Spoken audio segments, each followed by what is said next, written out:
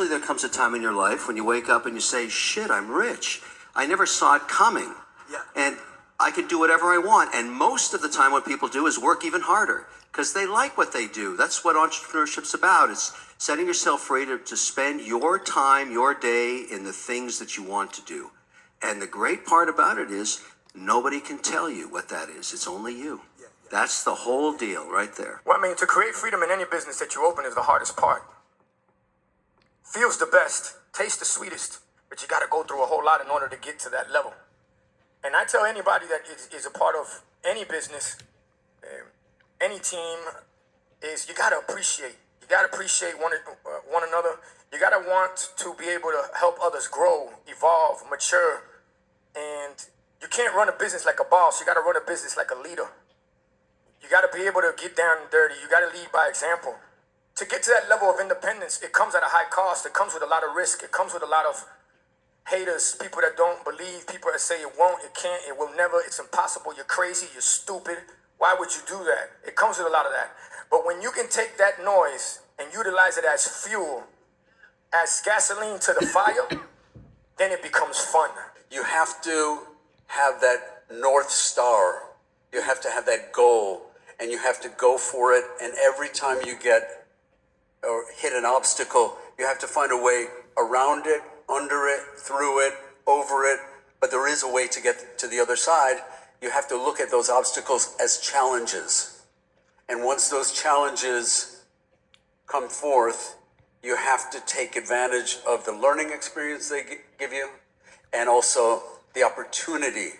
And opportunity is a big, big word because I take advantage of every opportunity. And people call me with business ideas. They said, I didn't think you were going to take my call, or I didn't think you were going to answer my email. Why not? I want to learn about what might be next. Wow. There's nothing I really want. I was saying this to my friend yesterday. So it's not really about money. It's about success and accomplishment. But being able to, I mean, it wasn't that long ago, 12 years ago, I couldn't afford a taxi in New York. And I knew what it was like to panic about bills. And I knew what that ATM looked like coming out with insufficient fund notices. And then it would triple down, double down, and then your checks would bounce, and then you'd have to pay all the fees. And then that's even worse because now you're into fees, which is why your bank account has no money in it anyway. So that's a bad feeling, and it's anxiety producing. And I don't have a safety net. I don't really have a family. I don't have a family.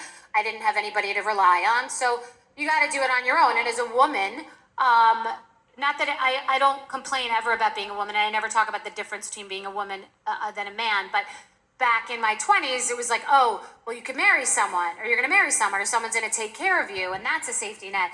And it never felt comfortable to me. So as a woman, it feels good to just be on your own and to work and to make it and to survive.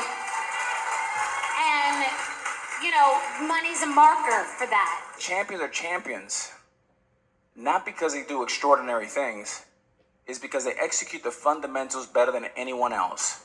Wow. Okay?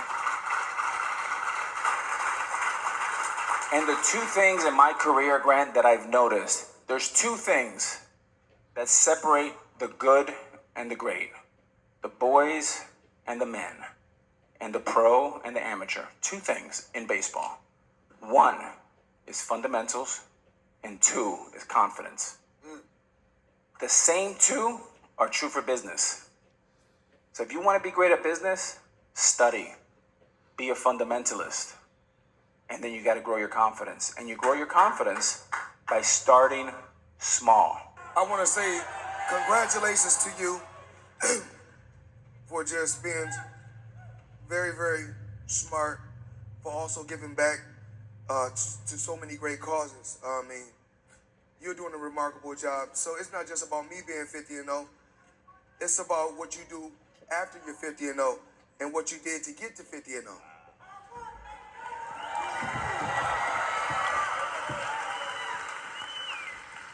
Look, you got 10,000 things that you get invited to do every day, Yes. every week, every month, all over the world. Why would you even agree to do a deal like this? Because it's bigger than just boxing. It's bigger than just boxing, and it's good to come out and tell your story to the world. And of course, you touch so many different people's lives. So I didn't mind being a part of that. Letting people know my story, letting people know about how I made so many smart investments.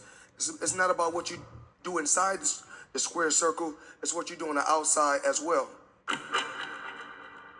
I changed the way I was thinking. I said, no matter when I get to this level of money, I need to still keep educating myself on what to do.